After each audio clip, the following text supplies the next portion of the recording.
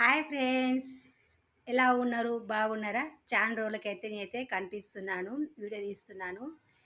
ఎంతమంది అంటే వ్యూస్లు బాగా తగ్గిపోయారండి.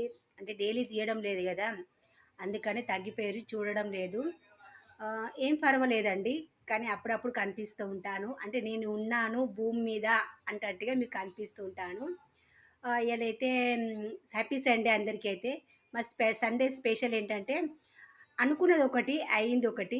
చికెన్ కర్రీ వేసి రొట్టెలు వేస్తా అనుకున్నా, కానీ నాకు దొరికినాయి ఈ రొయ్యలు దొరికినాయండి. ఇవి 50 రూపాయలకు. 50 రూపాయలు వాటా అంటారు ఈడ. వాటా అంటే ఇట్లా కుప్పలు పోస్తారనమాట.